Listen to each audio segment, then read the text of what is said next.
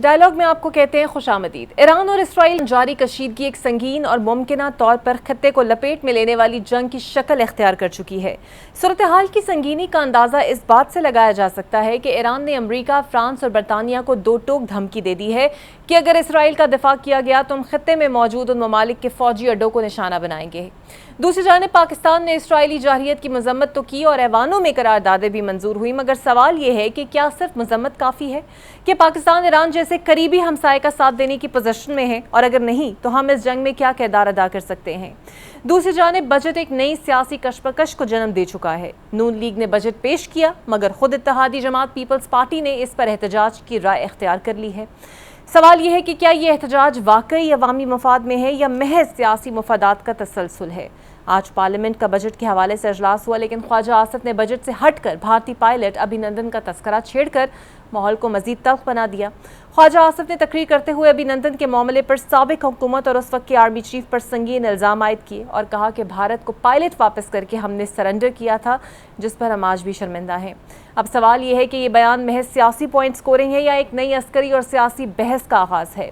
آج کے ڈائلاگ میں ایران اسرائیل جنگ کے اثرات، پاکستان کی ممکنہ پوزیشن، بلاول بھٹو کی سفارتی کاوشیں، بجٹ پر سیاسی جنگ اور تحریک انصاف کی نئی صف بندی پروگرام کو حصہ بنائیں گے اور یہ جاننے کی کوشش کریں گے کہ کیا پاکستان بدلتے ہوئے عالمی منظرنامے میں ایک مؤثر اور خود مختار خارجہ پالیسی مرتب کر سکتا ہے؟ کیا موجودہ معاشی اور سیاسی بندوبست عوام کے زخموں پر مرہم رکھ پائے گا یا صرف اشرافیہ کے مفادات کا تحفظ بن کر رہ جائے گا؟ سب سے پہلے میرے ساتھ موجود ہوں گے نون لیگ کے رہنما ہیں، وفاقی وزیر مملکت ہیں حذیفہ رحمان صاحب۔ بہت شکریہ حذیفہ آپ کے وقت کا۔ آج اسمبلی کے اندر خواجہ آصف ایران کے حوالے سے بات کرتے ہوئے کہہ رہے تھے کہ ہمیں خاموش نہیں رہنا چاہیے، آج ایران ہے تو کل پاکستان ہوگا اور کچھ کرنا چاہیے۔ سوال یہاں پر یہ ہے کہ دفتر خارجہ، وزیر اعظم، اسحاق ڈار صاحب سب نے ایک مذمتی بیان جاری کیا جس طرح جاری کرنا چاہیے تھا۔ ایران کے ساتھ کھڑا ہونے کا ہم بات بھی کر رہے ہیں، اس کے علاوہ کیا ہم کر سکتے ہیں جس کا اشارہ خواجہ آصف صاحب کر رہے تھے، یا پھر پاکستان ایران کے لیے کیا کرنے کی پوزیشن میں ہے؟ جی بہت شکریہ جی۔ میں گزارش کروں، اقرا، ایک تو بات یہ ہے کہ خواجہ آصف کی جو تقریر تھی وہ کسی فیکٹس یا خارجہ پالیسی سے زیادہ ایک ایسے مسلمان کی تقریر تھی جو جذبات سے لبریز تھی، اور ظاہر ہے بطور مسلم جب ایک مسلم ملک پر حملہ ہوتا ہے، اس طریقے سے وہاں پر جارحیت مسلط ہوتی ہے، تو ظاہر ہے ہر انسان، چاہے وہ سیاستدان ہو چاہے وہ وزیر ہو، لیکن جس کے سینے میں ایک بطور مسلمان کا دل دھڑکتا ہو تو وہ اسی قسم کے جذبات کا اظہار کرتا ہے، اور وہ کہتا ہے ہمیں ہر حد سے گزر جانا چاہیے۔ اور ایک مسلمان کے حیثیت سے میرے خیال سے آپ کے بھی یہ جذبات ہوں گے، میرے بھی یہ جذبات ہوں گے، لیکن جب آپ حکومت کا حصہ ہوتے ہیں تو ظاہر ہے وزیر خارجہ اس چیز کو دیکھیں گے کہ ہماری کیا لیمیٹیشنز ہیں، اور ہم کس حد تک جو ہے کس لیول پر جا کر ایران کی سپورٹ کر سکتے ہیں، وہاں جنگ بندی کرا سکتے ہیں، یا اس کے علاوہ ایران کی جو آزادی ہے اس کے حوالے سے کوئی ان پر ایک جارحیت مسلط نہ کی جائے، اس حوالے سے ہم کیا اقدامات کر سکتے ہیں۔ تو اس حوالے سے پاکستان کے وزیر اعظم نے، آپ کو یاد ہوگا کہ گزشتہ 1.5 ہفتے قبل وزٹ بھی کیا ایران کا، اور وہ وزٹ اس کنٹینیوشن میں تھا جو کچھ ایران نے ڈیورنگ پاکستان اینڈ انڈیا وار کے دوران جو اس کا رول رہا۔ حالانکہ آپ کو یاد ہوگا کہ ایران کی خارجہ پالیسی میں ہمیشہ جھکاؤ بھارت کی طرف رہا، ہماری بڑی ریزرویشنز بھی تھیں، چابہار کے حوالے سے بھی ہماری بڑی ریزرویشنز تھیں، ان کی بندرگاہ اور جس طریقے سے بھارت کے ساتھ ان کے معاملات چل رہے تھے۔ لیکن اس جنگ کے اندر ان چند ممالک میں ایران کا شمار ہوتا تھا جنہوں نے کھل کر پاکستان کی سپورٹ کی، اور انہوں نے کہا کہ whatever the consequences we will stand with Pakistan. اور پاکستان نے بھی، ظاہر ہے پاکستان کے وزیر اعظم نے وہاں جا کر ان کا شکریہ ادا بھی کیا، اور وزیر اعظم صاحب نے کہا کہ ہم ایران کے پرامن ایٹمی پروگرام کو سپورٹ بھی کرتے ہیں، اس کے حامی بھی ہیں۔ اور اس وقت بھی پاکستان ایران کی تحفظ کے لیے، ایران کی سالمیت کے لیے اور ایران کی خود مختاری کے لیے جو ہو سکتا ہے وہ کرنے کو تیار بھی اور کرے گا بھی۔ اور اس حوالے سے ہم سمجھتے ہیں کہ جس طریقے سے ایران کے اوپر حملہ اسرائیل نے کیا ہے، اور اس میں ظاہر اسرائیل نے ان کا نقصان کیا ہے، تو ایران کو پورا حق حاصل ہے کہ وہ اپنا بدلہ لیں۔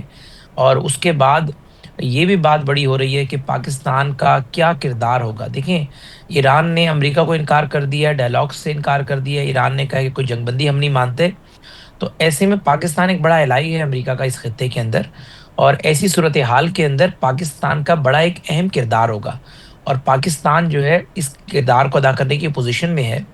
اور پاکستان اگر ایران کے حوالے سے ایک ایسا موقف رکھے گا تبھی ایران جو ہے پاکستانی کوئی بات تسلیم بھی کر سکتا ہے۔ تو میں سمجھتا ہوں پاکستان کے خطے میں اہمیت مزید بڑھ گئی ہے، اور اگر خطے کے اندر امریکہ کو جنگ بندی کے حوالے سے بھی کوئی اقدامات کرنے پڑے تو پاکستان کے علاوہ کوئی آپشن نہیں ہوگا اس کے پاس. بالکل صحیح. حذیفہ صاحب آج اجلاس بجٹ پہ تھا بٹ خواجہ آصف صاحب ابھی نندن کا ذکر کر رہے تھے کہ جی اسے واپس کر دیا گیا، غلط کیا گیا، نہیں کرنا چاہیے تھا، حالانکہ انہیں ویانا کنونشن کے تحت واپس کیا گیا. تو یہ ذکر کرنا کیا بجٹ اجلاس سے توجہ ہٹانے کے لیے تھا؟ جی دیکھیں، ایک تو بات یہ کہ خواجہ آصف صاحب نے جو بات کی، میرے خیال سے وہ ظاہر ہے جب تحریک انصاف ہم پر تنقید کرتی ہے تو اس میں تمام اصول و ضوابط بھول جاتی ہے. تو ظاہر اسمبلی میں جب آپ سیاسی باتیں کر رہے ہوتے ہیں مقبول بات کرنی ہوتی ہے. ادروائز میں آپ کی بات کو انڈورس کرتا ہوں کہ ظاہر ہے ایک ان کا آرمڈ آفیسر ہم نے اریسٹ کیا اور وہ ڈیورنگ ظاہر ایک وار کے اندر اریسٹ ہوا، تو ویانا کنونشن کے تحت بالکل قیدیوں کا تبادلہ ہوتا ہے. تو اس حوالے سے کوئی بھی حکومت ہوتی تو انہوں نے ظاہر ہے وہی اقدام کرنا ہوتا جو کہ اس وقت کی حکومت نے کیا تھا، اور اس وقت کی ظاہر ملٹری لیڈرشپ بھی آن بورڈ ہوگی. تو لیکن ظاہر ہے جب آپ سیاست کر رہے ہوتے ہیں وہ کہتے ہیں everything is fair in war and love, تو ظاہر ہے پھر آپ ہر چیز جو ہے پھر جائز ہو جاتی ہے. تو خواجہ آصف صاحب نے پارلیمنٹ میں مقبول بات کی. تحریک انصاف کے بھی لوگ ایسی کئی باتیں کر جاتے ہیں، بے برکیاں اڑا کے چلے جاتے ہیں، لیکن میرے خیال سے یہ اسمبلی کے اندر ایک دوسرے پہ تنقید کے علاوہ اس سے زیادہ کچھ نہیں تھی یہ بات. بالکل صحیح. اور بجٹ پہ آ جائیں تو نہ ہی اس سے عوام خوش ہو رہی ہے، نہ اپوزیشن خوش ہے. پیپلز پارٹی کہہ رہی ہے ہم اس پر احتجاج کریں گے اگر آپ نے ان کی شرائط نہیں مانی. تو پہلے تو کیا ان سے مشاورت نہیں کی، اور اگر وہ شرائط رکھیں گے تو کس طرح پیپلز پارٹی کو آپ لوگ ڈیل کریں گے؟ دیکھیں جی، پیپلز پارٹی کی دو تین شرائط ہیں. ایک بات تو پیپلز پارٹی جو باتیں کری وہ ساری ٹھیک ہیں، لیکن وہ باتیں تب ٹھیک ہوتی ہیں جب آپ حکومت کا حصہ نہیں ہوتے. جب آپ میز کے اس سائڈ پر بیٹھ جاتے ہیں تو پھر آپ کی گفتگو اور ہوتی ہے، جب میز کے سامنے بیٹھے ہوتے ہیں تو گفتگو اور ہوتی ہے. پیپلز پارٹی جو گفتگو کر رہی ہے وہ پاپولر بات کر رہی ہے. عوام ذرا یہی چاہتی ہے کہ سندھ کی عوام چاہتی ہے کہ حیدرآباد اور سکھر کا جو درمیانی پیچ ہے وہ موٹر وے کا مکمل ہو. اس حوالے سے میں اس کابینہ میٹنگ میں موجود تھا. وزیر اعظم صاحب نے واضح کہا تھا ہمیں ایک ہمسایہ ملک کی طرف سے، ایک دوست ملک کی طرف سے ایڈ آنی تھی، گرانٹ آنی تھی. انہوں نے بی او ٹی فارمولے کے تحت، بلٹ آپریٹ ٹرانسفر کے تحت یہ موٹر وے بنا کر دینی تھی، لیکن وہ نہیں آ سکی. تو ظاہر ہے ہمارے پی ایس ڈی پہ بہت بڑا کٹ آئی ایم ایف نے لگایا ہے. تو وہ ظاہر ہے اگر پیپلز پارٹی اس سائڈ پر بیٹھی ہوگی تو انہیں پتا ہوگا کہ ہم نے کوئی اپنی مرضی سے یا ہم نے کوئی ترجیحات نہیں کی، کوئی موٹر وے اپنی مرضی کی بنا رہے ہیں، ان کی موٹر وے نہیں بنا رہے. دوسرا انہوں نے کہا کہ جی تنخواہوں میں اضافہ ہونا چاہیے.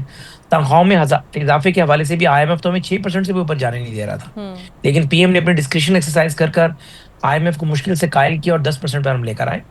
دیکھیں پیپلز پارٹی کی بات اگر آپ عوامی نقطۂ نظر سے دیکھیں، یہ ایک مقبول بات کر رہے ہیں، اور مقبول بات کو ظاہر ہے وزن بھی زیادہ دیا جاتا ہے، تشہیر بھی زیادہ ہوتی ہے. لیکن یہ سوچنا چاہیے کہ کیا ہم اس پوزیشن میں ہیں، اور جو مطالبات پیپلز پارٹی کر رہی ہے کیا وہ مطالبات اگر ہم پہلے سے ہی مان لیتے یا پہلے سے ہی ہم یہ چیزیں کر لیتے تو کیا ہماری مقبولیت کا گراف اوپر نہ جاتا. لیکن آپ کو پتا ہے کہ کس طریقے سے ہم نے آئی ایم ایف سے مس کمٹمنٹس کی. ہم نے سے مراد یہ کہ پاکستانیوں نے 2022 میں جو کچھ 21 کے اینڈ میں کیا بانی تحریک انصاف نے، اس کے بعد آئی ایم ایف کا ایک اعتماد ٹوٹا. آئی ایم ایف نے ہم پہ بہت زیادہ سخت کڑی شرائط رکھی. تو ہم یہ سمجھتے ہیں کہ عوام کو بہت ریلیف دینا باقی ہے، لیکن ہمارا پورا بجٹ جو ہے وہ آئی ایم ایف کی منظوری اور آئی ایم ایف کی کنسنٹ کے بغیر نہیں بن پاتا. یہ ساری باتیں جو پیپلز پارٹی کر رہی ہے، ابھی میں ایک پروگرام میں تھا، شرمیلا فاروقی صاحبہ اس میں موجود تھیں، میں نے ان کے منہ پہ کہا کہ ساری باتیں ٹھیک ہیں، اور ایک پاکستانی ہونے کے ناطے، ایک مقبول سیاستدان ہونے کے ناطے ان سب باتوں کو انڈورس کرنا ہی عوامی مقبولیت کی عکاسی کرے گا. لیکن کیا ہم اس پہ عمل کر سکتے ہیں؟ میرا جواب ظاہر اس پہ نو ہے. ہم اس پہ عمل نہیں کر سکتے جو وہ کر رہے ہیں، لیکن ظاہر ہے انہوں نے بھی ایک سیاست کرنی ہے. میں سمجھتا ہوں کہ پیپلز پارٹی ہمارے ساتھ ہی ہے، اتحاد کا حصہ ہے. ان کی جو جائز مطالبات ہیں وہ ظاہر ہے ہم دیکھیں گے، کوشش کریں گے کہ اس میں بہت ساری چیزوں کا رستہ نکال آئے، اور پیپلز پارٹی اس بجٹ کو منظور کرانے میں ہمارا حصہ ہوگی انشاءاللہ. بالکل صحیح. اور آپ کو نہیں لگتا جس طرح ابھی آپ نے ذکر کیا کہ تنخواہوں میں بھی اضافہ ہوا، لیکن کیا اسپیکر اور چیئرمین سینٹ کی تنخواہ 500% بڑھ جائے، عوام میں صرف 10% ان کے لیے اضافہ ہو، ان حالات میں یہ جسٹیفائیڈ ہے؟ دیکھیں اس میں دو باتیں ہیں.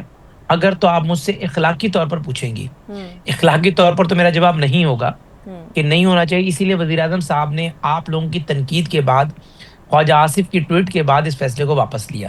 لیکن اگر آپ مجھ سے پوچھیں گی ٹیکنیکلی، تو ٹیکنیکلی کوئی اتنا بڑا بوجھ نہیں بننا. اگر اسپیکر کی تنخواہ 10 لاکھ زیادہ ہو گئی ہے تو سال میں بوجھ آنا ہے 1 کروڑ روپے یا 1.5 کروڑ روپے، اور 4 سالوں میں بوجھ آنا ہے 5 یا 6 کروڑ روپے، ٹوٹل بوجھ آنا ہے 10 کروڑ روپے. لیکن جب آپ تمام سرکاری ملازمین کی تنخواہ 20% بڑھاتے ہیں تو بوجھ آتا ہے آپ کے اوپر 100 ارب روپے، 150 ارب روپے. اخلاقی گفتگو کے حوالے سے بات بالکل ٹھیک ہے، اور اس لیے ظاہر ہے ہمارے پاس کوئی اخلاقی جسٹیفیکیشن نہیں تھی کہ ہم اس کا دفاع کرتے کہ غریب آدمی کس طرح پس رہا ہے، کس طریقے سے ہم ٹیکس ریفارم نافذ کر رہے ہیں. ہم سرکاری ملازمین کے تنخواہوں میں اضافہ زیادہ کرنے کی پوزیشن میں سے میں اسپیکر اور چیئرمین سینٹ کی تنخواہ کئی سو گنا بڑھ جائے, تو اس لیے ہم نے فیصلے کو واپس لیا. لیکن اگر آپ دیکھیں گے کہ اس کے فائنینشیل امپیکٹ جو کیا ہے, فائنینشیل امپیکٹ کوئی بہت بڑا نہیں تھا, مورل امپیکٹ بہت بڑا تھا, اس لیے ہم نے اس فیصلے کو واپس لے لیا. بالکل صحیح. اور جس حساب سے لیوی بڑھ رہی ہے, آپ کو نہیں لگتا اس کا سیدھا مطلب ہے کہ عام موٹر سائیکل سوار اگر 120 روپے فی لیٹر میں صرف لیوی کی مد میں دے دے گا تو وہ گھر کیسے چلائے گا؟ ہم لوگ ظاہری بات ہے ہمیں انرجی کرائسس پر بھی قابو پانا ہے, انرجی کی پرائسز بھی کم کرنی ہے. تاجروں کے ساتھ مل کر آپ 25 ارب ٹیکس نہیں اکٹھا کر پاتے. دیکھیں بہت شکریہ اقرا, آپ کو پتا ہے آپ جس طبقے سے ہیں, ہم جس طبقے سے ہیں, بس ہم سیلریڈ طبقہ ہی ٹیکس دیتا ہے. بالکل. باقی لوگوں سے ریاست انڈائریکٹلی ٹیکس کلیکٹ کرتی ہے, اور یہ تھرڈ ورلڈ کنٹریز کا ایشو ہے, بھارت میں بھی ایشو ہے. جی. لیکن اس وقت آپ کی ریاست جس موڑ پر کھڑی ہوئی ہے, آپ ٹیکس ریفارمز بھی لے کر آ رہے ہیں, لیکن آپ یہ توقع نہیں کر سکتے کہ ٹیکس ریفارمز کے ذریعے آپ اپنا ٹیکس کا ٹارگٹ جو ہے, ٹیکس کلیکشن کرنے کا ٹارگٹ, وہ اچیو کر لیں گے. تو ایسے میں آپ کے پاس دو ہی ذریعے ہیں. تھرڈ ورلڈ کنٹریز, تمام تھرڈ ورلڈ کنٹریز کا ایشو ہے. ایک, آپ فیول کی مد میں لوگوں سے ٹیکس کلیکٹ کر سکتے ہیں آسانی سے, دوسرا تنخواہوں کی مد میں. تو اس وقت جو ہے ظاہر تنخواہوں کی مد میں لوگ پہ ہم زیادہ بوجھ مزید نہیں ڈال سکتے تھے, اور آپ نے اگر 18-19 ہزار ارب کا ٹارگٹ اچیو کرنا ہے تو ظاہر لیوی کو بڑھائے بغیر چارہ ہی نہیں تھا. تو اس کا کوئی میں دفاع نہیں کر رہا, یہ کوئی اچھا اقدام بھی نہیں ہے. اور ظاہر ہے آپ اتنا زیادہ لیوی لے جائیں گے تو پیٹرول اور ڈیزل سے ہر چیز جڑی ہوتی ہے, آپ کا سیمنٹ, سریا, ٹرانسپورٹ, ہر چیز اس سے جڑی ہوئی ہے. لیکن موجودہ حالات کے اندر آپ کے پاس آپشن کوئی اور ہے بھی نہیں. لیکن ہم ظاہر ٹیکس ریفارمز لے کر آ رہے ہیں. ہماری کوشش ہے کہ اس سال ہم اتنی زیادہ ٹیکس ریفارمز کر لیں کہ اگلے سال ہمیں لیویز بڑھانی نہ پڑیں, بلکہ 25-30-40 روپے میں لیویز کم کریں. لیکن موجودہ حالات کے اندر آپ دنیا کے بیسٹ جو ہے ٹیکس ایکسپرٹ بٹھا لیں. آئی ایم ایف کے پاس بیسٹ اکنامسٹ موجود ہیں, یعنی دنیا کے بہترین اکانومسٹ ان کے پاس بیٹھے ہوئے ہیں. لیکن آپ یہ دیکھیں کہ انہوں نے بھی یہ کہا کہ آپ کو کرنا پڑے گا. ہمارے پاس وہ کوئی آپشن موجود نہیں ہے. اللہ کرے کہ آپ کے ٹیکس کی جو اصلاحات ہیں وہ نافذ ہو جائیں, لوگ ٹیکس دینا شروع ہو جائیں, اور اس طریقے سے ریاست کو انڈائریکٹلی یا اس طبقے سے ٹیکس نہ لینا پڑے جو آلریڈی دے رہا ہے. ہم ٹیکس اپنا کیک بڑھانے میں کامیاب ہو جائیں تو یہ چیزیں کم ہونی چاہیے, اور اس کی کوئی اخلاقی جسٹیفیکیشن نہیں ہے کہ میں آپ سے کہوں کہ نہیں جی ہم بالکل ٹھیک ہیں اور یہ لیوی بڑھنی چاہیے, لیکن ہماری مجبوری ہے اس وقت. اور آپ لوگوں پہ ایک الزام اپوزیشن یہ بھی لگا رہی ہے, اور تحریک انصاف والے برملا کہہ رہے ہیں کہ آپ لوگوں نے بڑا ہیر پھیر کیا ہے فگرز کا, جی ڈی پی گروتھ اور اشاریے جو دکھائے ہیں ویسے ہیں نہیں. دیکھیں ایسا بالکل بھی نہیں ہے. آپ خود پنجاب میں بھی ایک عرصے سے رپورٹنگ بھی کی, نیوز اینکرنگ کی, اب پروگرام اینکرنگ کر رہی ہیں.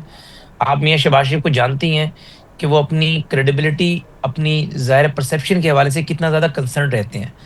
اور وہ آئی ایم ایف جو کام جو تحریک انصاف نے آئی ایم ایف کے ساتھ دھوکہ دینے والا کیا, تو کوئی بھی وزیر اعظم, کوئی مقبول وزیر اعظم, میں شہباز شریف کی بات نہیں کر رہا ہوں, ایسا کام نہیں کرے گا کہ وہ عوام کو غلط اعداد و شمار دکھا دے.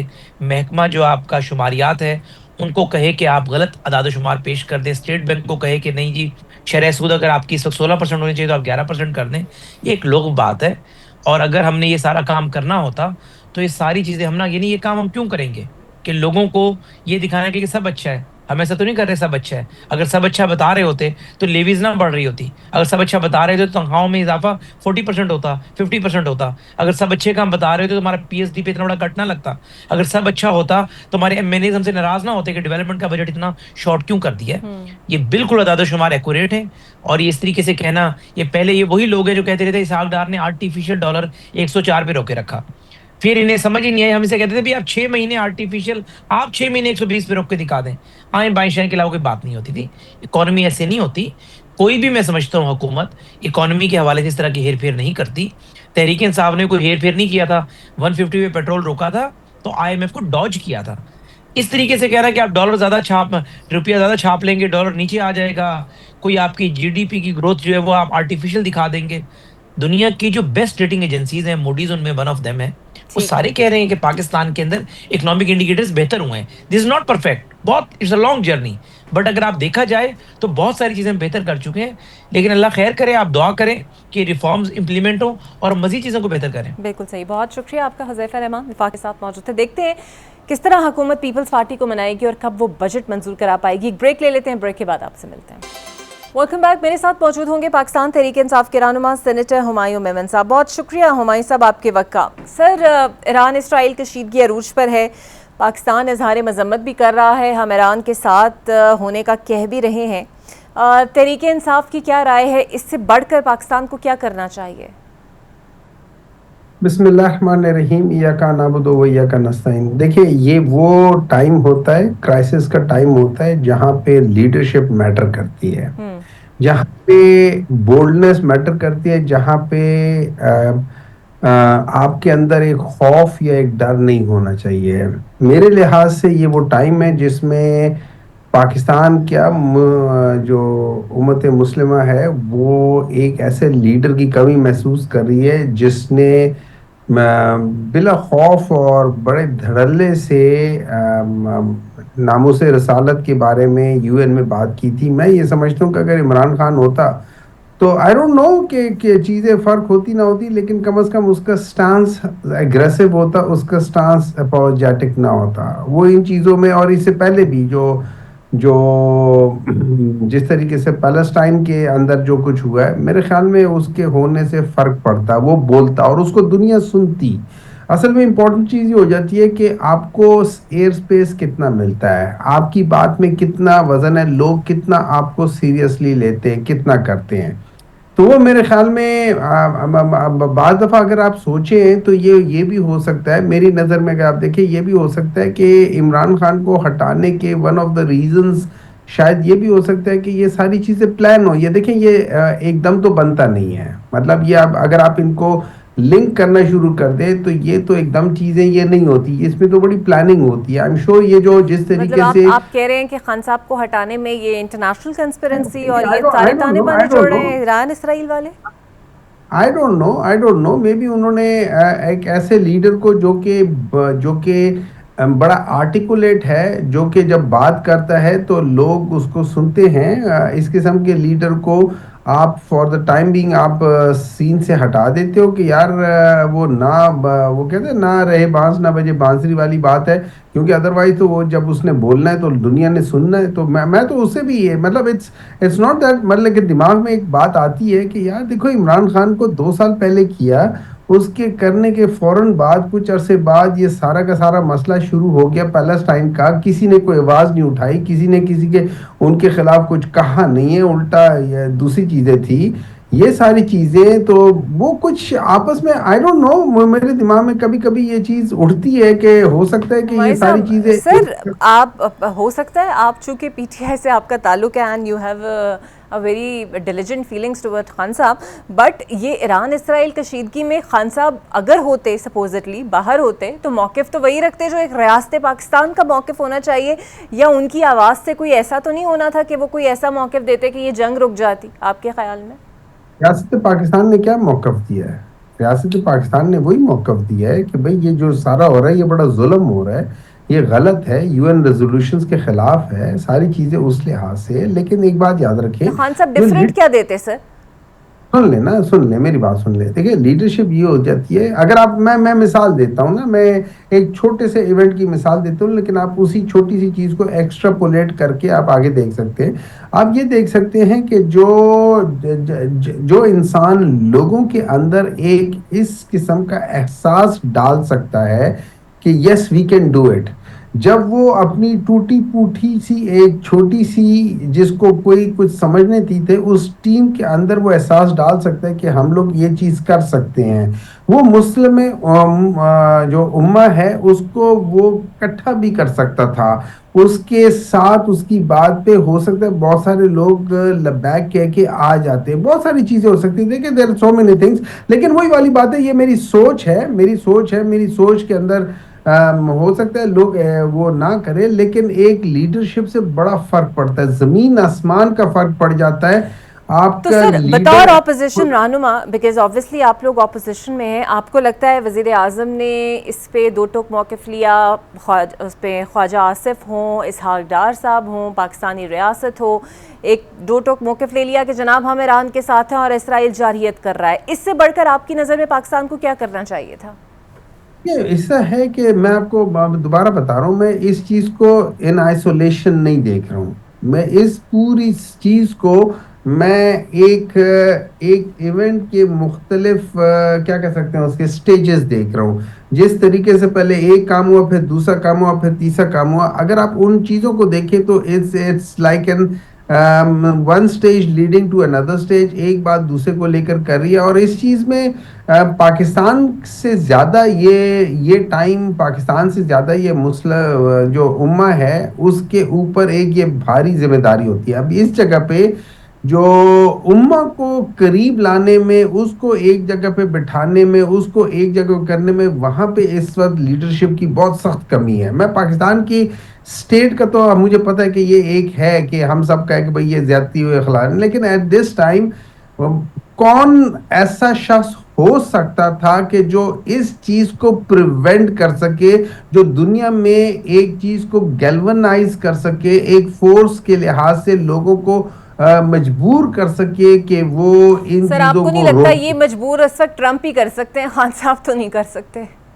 دیکھیں بعض اس میں دیکھو ان کے پاس طاقت ہے، ٹرمپ کے پاس طاقت ہے، لیکن ٹرمپ اکیلا شاید کچھ نہ کر سکے. اگر بہت سارے لوگ بہت سارے لوگ ٹرمپ نے تو انڈیا کو بھی شے دے دی تھی نا کہ یار آپ لوگ یہ کر لو، فلانا کر لو، اور ٹھیک پاکستان ہے. کو کہا تھا کہ یار زیادہ نہیں کرنا. لیکن اس کے بعد جب بات آگے بڑھی تو پھر ان کو اپنے چیزوں کو چینج کرنا پڑا. تو بعض دفعہ leadership makes a lot of difference. دیکھیں وہاں پہ ہماری جو وار کے اندر جو ہماری آرم فورسز کی جو لیڈرشپ، تو جس لحاظ سے جو بحری، بری اور افواجی جو ایئر فورس جو تھی، جب ان تینوں نے مل کے جس طریقے سے کوآرڈینیٹ کیا تو انہوں نے سب کو مجبور کر دیا اس چیز کو سوچنے پہ کہ پاکستان ایک ایسا فورس ہے جس کو آپ لائٹ لے ہی نہیں سکتے. چاہے آپ کی ان سے طاقت جو ہے نا 4 گنا 5 گنا بڑی ہو، آپ کو پاکستان کے ساتھ ذرا دیکھنا پڑے گا. اب اسی جگہ پہ ایک پولیٹیکل فورس ایسی آ جائے یا ایک پولیٹیکل لیڈر ایسا آ جائے جو دنیا کے محاذ پہ جا کے اسی طریقے کی کوئی بات کرے یا کچھ کرے، اور جہاں پہ پولیٹیکل وہ ہو وہاں پہ لوگوں کو اپنے ساتھ لے کر چلنا، یہ تو آرٹ ہوتا ہے نا. دیکھیں بڑا بڑی اور بات تھی، اور اس کو پوٹن نے بہت سراہا تھا کہ اس نے کہا تھا کہ عمران خان از اے ویری بریو مین، کہ جہاں سارے لوگ اس کو منع کر رہے تھے اس کے باوجود جا کے کہتا. اور اگر میری نظر میں وہ چیزیں ہو جاتی، دیکھیں یہ جو الائنسز، یہ جو ریلیشن شپس ڈیولپ ہو جاتے ہیں، وہ دنیا کے نقشے بدل دیتے ہیں. یہ بڑی چھوٹی باتیں نہیں ہوتی ہے. اگر ہو جاتا کیا، اب تو وہی والی بات ہے نا، اگر یہ ہوتا تو وہ ہوتا.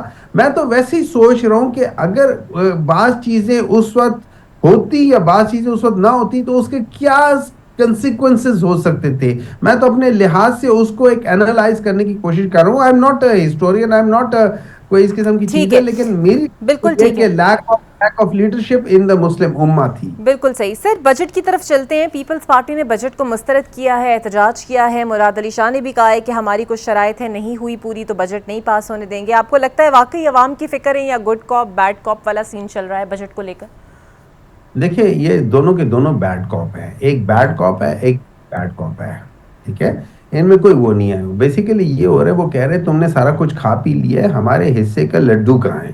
وہ بھی تم کھا گئے ہو یا ہمیں دیا نہیں ہے. یہ بیسیکلی اپنی چند ایک جو ان کو اس سے کوئی تعلق نہیں ہے کہ آپ کی لارج سکیل مینوفیکچرنگ تباہ ہو گئی ہے. ان کو اس سے کوئی تعلق نہیں ہے کہ پاکستان میں تقریباً 4.25 ارب روپے ہے. ٹھیک ہے، اس کا نقصان ہو گیا ہے فارمرز کو. ان کو اس سے کوئی لینا دینا نہیں ہے.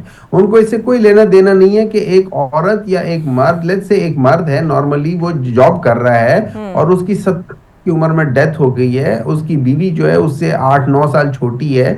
تو جب وہ اس وقت اس کی تعلق عمر ہوگی 61 سال، جب وہ 71 سال کی ہوگی اور بوڑھی ہوگی اور ضعیف ہوگی اور بیماریاں ہوں گی، تو ہم جی ان کو کہہ دیں گے کہ آج کے بعد آپ کو ہم یہ جو پینشن ہے یہ بھی نہیں دیں گے. تم اتنی عرصے تک زندہ کیوں رہی ہو؟ اب تم ایڑیاں رگڑ رگڑ کے مرو. بالکل ٹھیک. یہ ان لوگوں کے. تو ان لوگوں کے ساتھ آپ کیا کرو گے؟ ان لوگوں نے صرف 2-3 پروجیکٹس کرنے، اس پروجیکٹ کے ان لوگوں نے نوٹ کر دینا ہے، اور اس کے بعد وہ آپ اگر بجٹ کے جو ڈاکیومنٹ ہے اس کا پہلا صفحہ پڑھے، اس میں چیپٹر نمبر 1 کے لحاظ سے جو پہلا اس میں لکھا ہوا ہے، اس میں سٹارٹ اس سے ہوتا ہے کہ میں شکریہ ادا کرتا ہوں بلاول بھٹو کا، میں شکریہ ادا کرتا ہوں ان لوگوں کو جنہوں نے ہمارے ساتھ، ہم ان کی رہنمائی سے ہم لوگوں نے یہ بجٹ بنائے. They were part and parcel of this budget.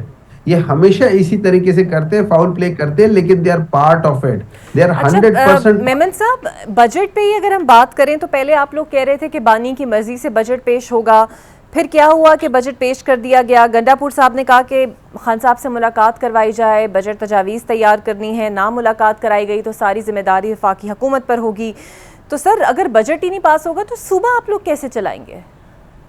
دیکھیں، صوبہ پہ چل جاتا ہے، ویسے کوئی بات نہیں ہے، ان کے پاس پیسے ہوتے ہیں. آپ نے بجٹ کیا ہوتا ہے؟ بجٹ آپ نے صرف یہ بتانا ہوتا ہے کہ جی یہ ہم لوگوں نے اخذ کر دیا. پیسے تو آپ کے پاس ہوتے ہیں، آپ نے ان کو صرف پروجیکٹ کرنا ہوتا ہے. دیکھیں اس طرح ہے، بجٹ کا مثال یہ ہے کہ آپ، اب میں آپ کے لوگوں کے لیے، کہ ایک سلیبس ہے ایک کلاس کا، کہ آپ نے اس کلاس میں اس سیمسٹر میں یہ پڑھنا ہے. اس کا جو اکنامک سروے آتا ہے نا، وہ رزلٹ آتا ہے. اب آپ دیکھ لیں، ان لوگوں نے بجٹ دیا تھا پچھلے سال، اور انہوں نے کہا تھا ہم یہ کر پائیں گے. پہلے انہوں نے کہا تھا ہم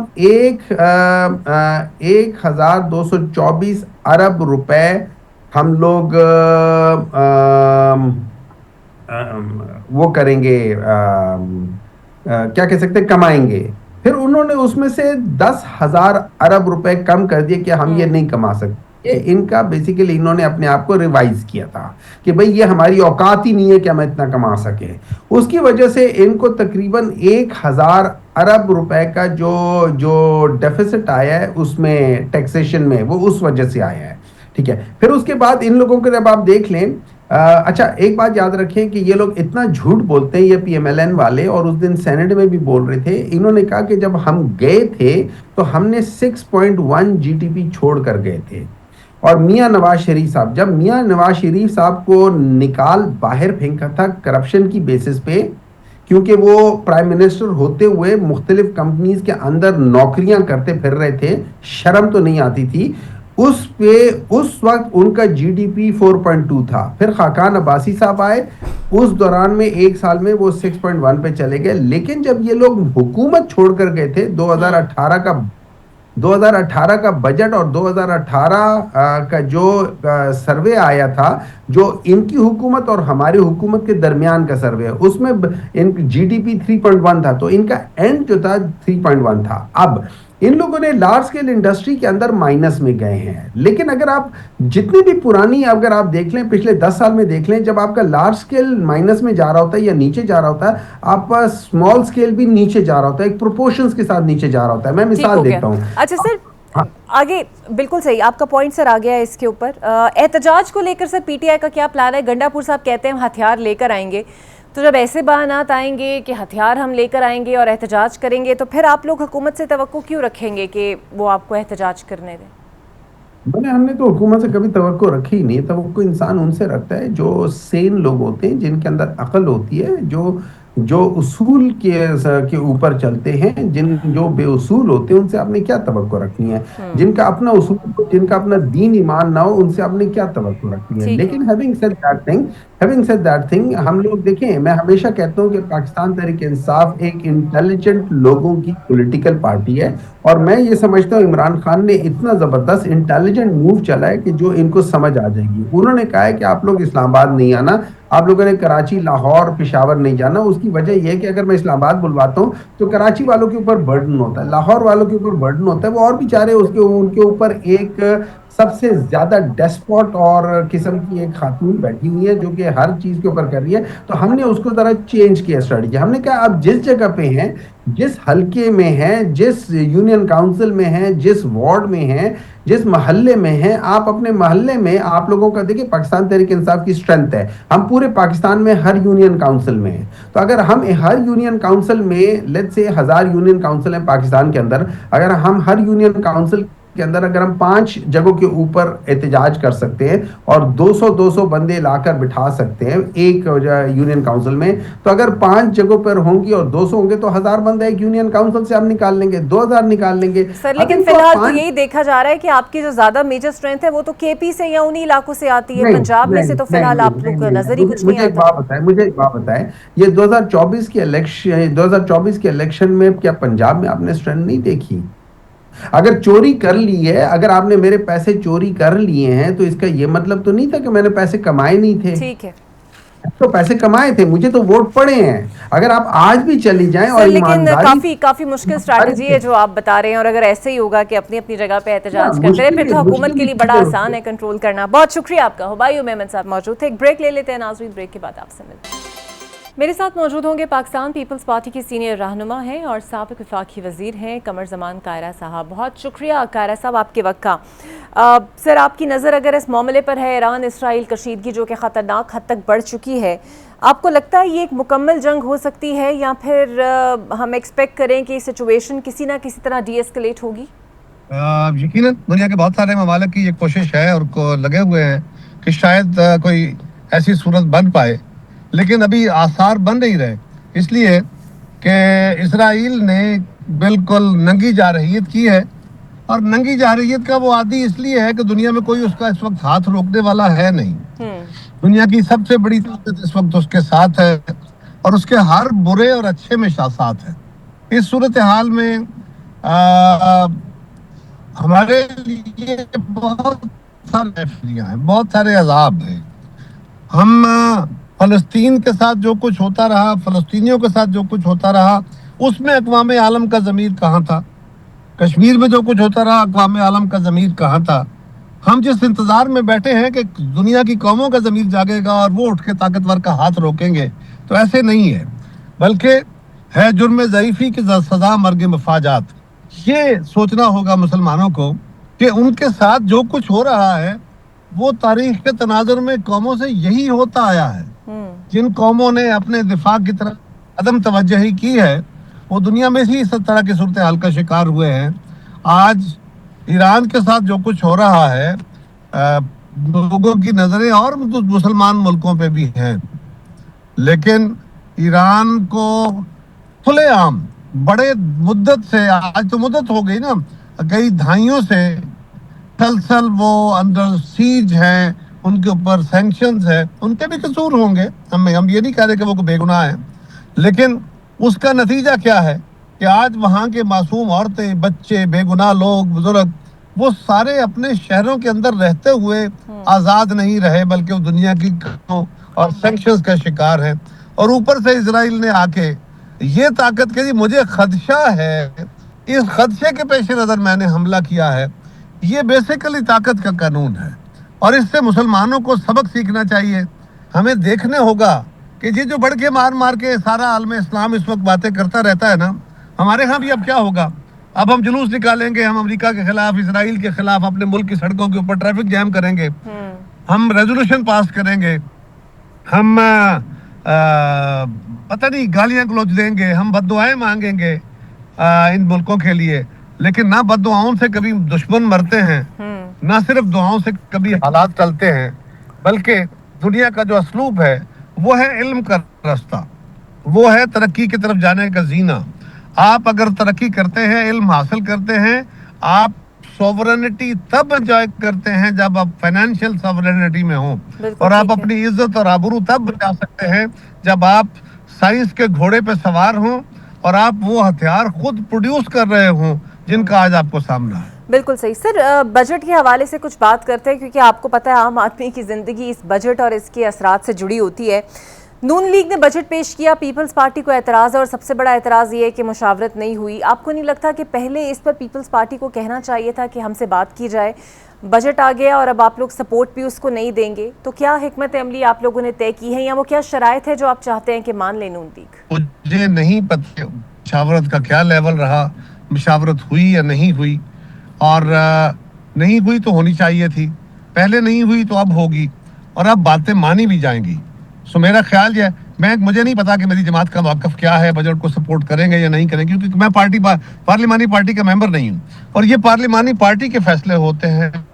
ابھی تک ہماری جماعت کا اس پہ کوئی بیٹھ کے مشاورتی عمل نہیں ہوا. سر بظاہر ایک عام شہری اور پاکستانی ہونے کے ناطے بجٹ تو آپ نے بھی دیکھا ہوگا، سو آپ کو کچھ عام آدمی کے لیے اس میں ریلیف نظر آتا ہے، یا پھر آپ کو لگتا ہے کہ وہ تمام مشکلات ہی مشکلات ہیں جو اس کے بعد عام آدمی کے لیے ہوں گی؟ دیکھیے، گورنمنٹ کے لیے بہت ساری مشکلات اس وقت ویسے بھی ہیں. اکانومی کو آپ نے اسٹیبلائز کرنا ہے، اور اس کے لیے گورنمنٹ نے مشکل فیصلے لیے بھی ہیں اور لینے بھی ہوں گے. لیکن اس کے لیے کام یہ بھی ضروری تھا کہ اگر آپ نے مشکل فیصلے لے کے عوام سے قربانی لینی ہے تو پھر تنخواہ دار طبقے کو اور جو بڑی تنخواہیں والے تھے یا اپنے جو ممبران تھے، اسمبلیاں تھیں، ان کو ابھی فوری طور پہ اپنی تنخواہوں میں اضافے نہیں کرنے چاہیے تھے.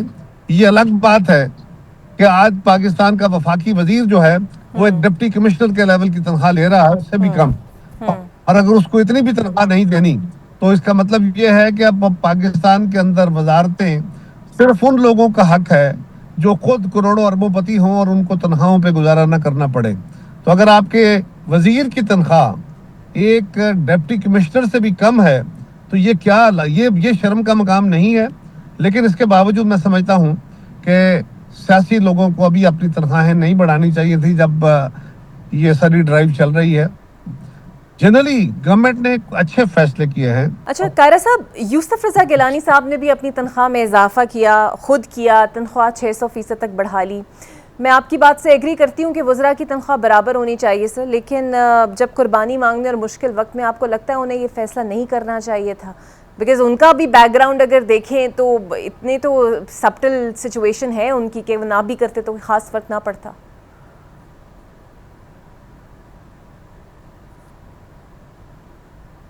دیکھیے، یہ عہدوں کی جو پریولیجز ہوتی ہے نا، یہ بیک گراؤنڈ کے ساتھ لنک نہیں کرنے چاہیے، اور یہ کام صرف سیاستدانوں کے لیے مخصوص نہیں کرنا چاہیے.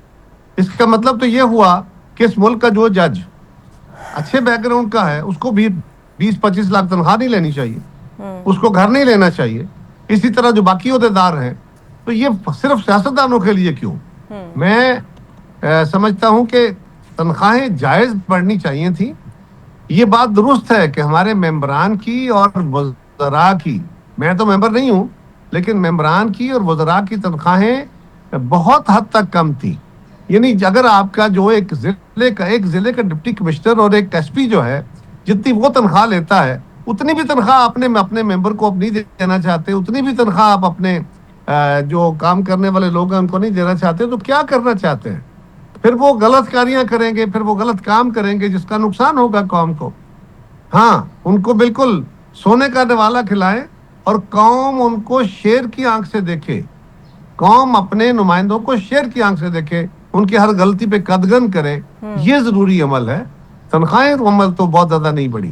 ہاں، وہ جو اسپیکر صاحب کی اور جو چیئرمین صاحب کی تنخواہوں میں یا ڈپٹی اسپیکر اور ڈپٹی چیئرمین کی تنخواہوں میں اضافہ ہوا ہے، سنا ہے، اس پہ وزیر اعظم صاحب نے نوٹس لیا ہے اور اس کو ریشنلائز کر دینا چاہیے.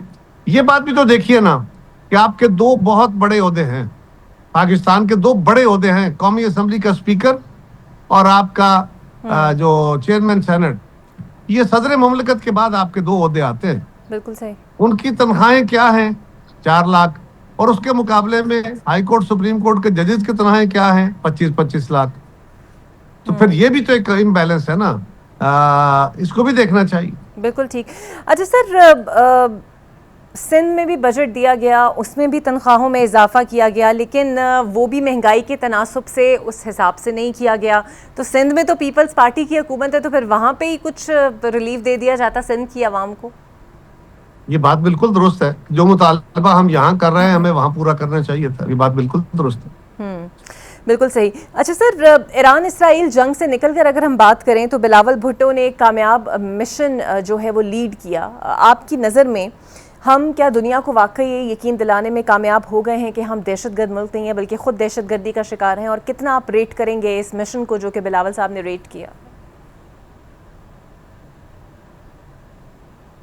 دیکھیے، میں تو پیپلز پارٹی ہونا جی، میں تو اس کو جو ریٹ کروں گا یقیناً وہ بائسڈ اوپینین ہوگا. لیکن آپ اس کو نیوٹرل آبزرور کے طور پہ دیکھیے پاکستان کا کوئی بندہ ایسا نہیں ہے جس نے اس کے بلاول صاحب کے اس وزٹ کو یا ان کی پوری ٹیم کے اس وزٹ کو جس کو لیڈ کیا انہوں نے اس کو اپریشیٹ نہ کیا ہو، اور دنیا کا کوئی چینل ایسا نہیں ہے جس نے اپریشیٹ نہ کیا ہو. حتیٰ کہ ہمارے مخالف یعنی ہندوستان کے اندر بھی بلاول صاحب کی اس ماہرانہ جو پاکستان کی نمائندگی تھی اس پہ جو جلن ہوئی، اگر وہ یہ آرگومنٹ کر رہے ہیں کہ تم پاکستان کا مقدمہ لڑ رہے ہو، پاکستان نے تمہارے دادا کے ساتھ کیا کیا، نانا کے ساتھ کیا کیا، لائک دس، اس کا مطلب ہے ان کو ان کے اس دورے سے تکلیف ہو رہی ہے. اگر ان کا دورہ ناکام ہوتا یا کامیاب نہ ہوتا یا کمپیریٹیولی کم کامیاب ہوتا تو پھر ان کو یہ جلن نہ ہوتی، پھر آپ کو یہ حالات نظر نہ آتے. ہمارے مخالفوں سے ہی باتیں ہمیں سمجھ آتی ہیں. ہاں بلاول صاحب نے جو باتیں کی ہیں اس کو دنیا بھی مان رہی ہے، ساری دنیا کا میڈیا بھی مان رہا ہے. یہی کامیابی کی دلیل ہوتا ہے. باقی میں اور آپ بیٹھ کے جب ان کی مدح سرائی کریں گے تو وہ تو کہا جائے گا نا یہ تو پیپلز پارٹی کا اسٹے کرتا ہے. سر تو یہ جو ایران اسرائیل کا معاملہ ہے، ہم یہ بھی جانتے ہیں کہ امریکہ پاکستان کو فی الحال اس کے موقف میں سپورٹ کر رہا ہے، کشمیر کو بھی انڈورس کر رہا ہے کہ یہ ایک مسئلہ ہے، اس کو حل ہونا چاہیے. ایران اسرائیل کشیدگی کو لے کے آپ کو لگتا ہے امریکی پریشر بھی پاکستان پہ کچھ نہ کچھ پڑ سکتا ہے؟ تو پاکستان اس کو کیسے ڈیل کرے گا؟ یقیناً پاکستان کا مفاد اس وقت یہی ہے کہ ہم امریکہ کو ناراض نہ کریں، اور ان حالات میں پاکستان کے اوپر بھی دباؤ تو آلریڈی ہے، لیکن یہ بات بھی بہرحال روز روشن کی طرح یہاں ہے کہ دباؤ جس بھی لیول کا ہو، جیسا بھی ہو، اس دباؤ کی موجودگی میں پاکستان ایران کے خلاف کوئی اقدام نہیں کر سکتا، ایران کے خلاف قدم اٹھانے کے لیے کسی قسم کی معاونت بھی نہیں کر سکتا. نہ یہ ہماری عوام چاہے گی، نہ ہماری سپاہ چاہے گی، نہ ہماری سرکار چاہے گی، گورنمنٹ چاہے گی. بالکل صحیح. بہت شکریہ کارا صاحب آپ کے وقت کا. دیکھتے ہیں آنے والے دنوں میں یہ حالات مزید ایران اور اسرائیل کے لیے خراب ہوں گے یا پھر کوئی بیچ کا راستہ نکل سکتا ہے. مجھے دیجیے اجازت. اللہ حافظ.